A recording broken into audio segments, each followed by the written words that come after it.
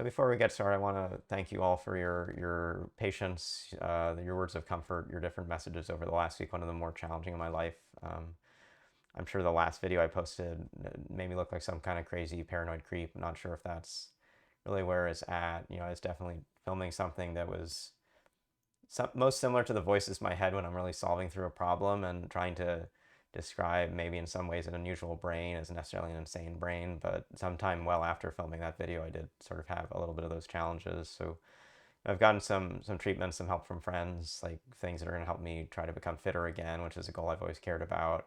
Happier again, you know, finding the things that used to make me laugh, thinking about, you know, people like, one of my other nicknames in my life is Dr. Smiley. I should listen to understand how much my smile brings joy to the world when I only have a furrowed brow or anything else. I think people assume the stuff's pretty real right now. It's more serious. But anyway, with all of that in mind, like returning to some GMPuzzles work is one way to feel like I'm being productive. And at least today we're going to do this video with what's honestly an amazing puzzle. I don't know if you would recognize like the things I appreciate about this puzzle, JinHoo, but this is an amazing contribution. It brings together a concept, at least a first concept I've loved from Murakami and other things, which is if you've got a border clue, you're not going to be able to start in the border if you move off the border without coming back to the border. You always trap things when you move on and off a border. So in this case, this clue and this clue can't join because you will surround a thing. But the surrounding will move into the middle layers of the puzzle as we work through it. Another thing is just it's got a great setup and it's got some rhyming clues like this 6 6 10 10 and this 6 6 10 10 over here are structurally similar to this 1155, 1155, but they may play out differently. So let's see sort of how that goes. And I'm going to start by just doing some coloring. This rightmost column draws my eye because these are clues that cannot be the same. So there are at least 6 different groups we know for sure. If this 6 comes out, it can't sort of have the two tens come together. So you'll see that this at the bottom and this at the top are known. We can ask, what does this pink 6 on the bottom join to? If it joined to like this 12, that's a problem. If it joined to this 12, that might be okay, but we now have to give enough room to get 11 cells in here, and that would look something like this. And that actually probably just works, but now where do these other 6, 11 things go? There's going to be some stresses there. And part of that is because we haven't actually made this clue valid yet. This has to take as many as 7 cells. So coming back to that, the 6 can't join to this 12, must join to this 10.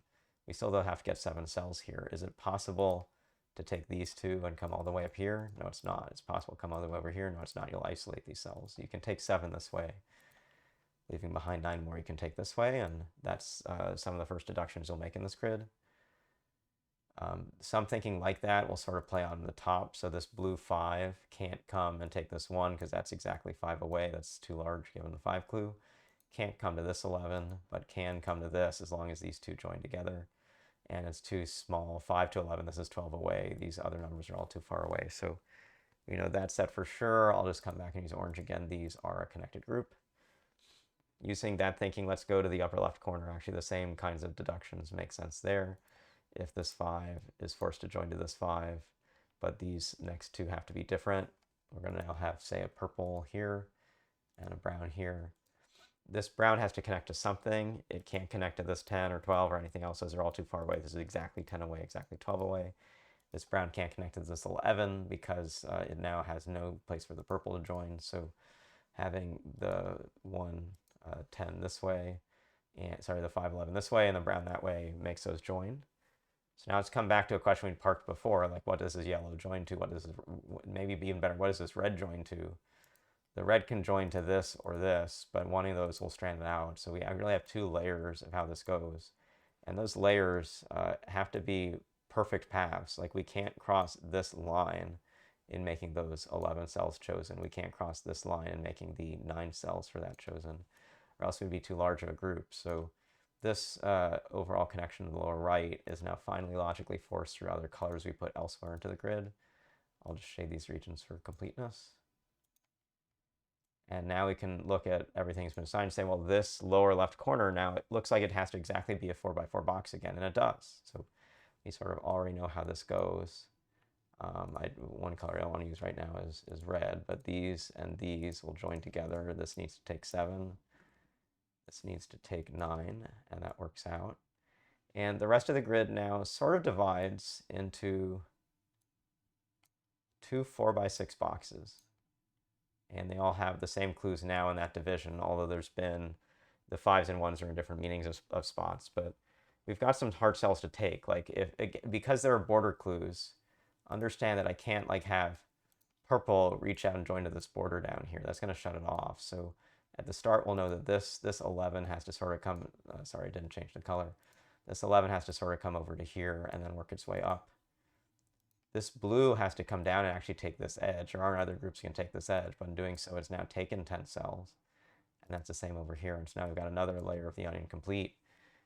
We've got to take, here's a way to think about it. The 511 can take 10, another 511 can take 10 more, and a 51 can take 4. So 10 plus 10 plus 4 is 24.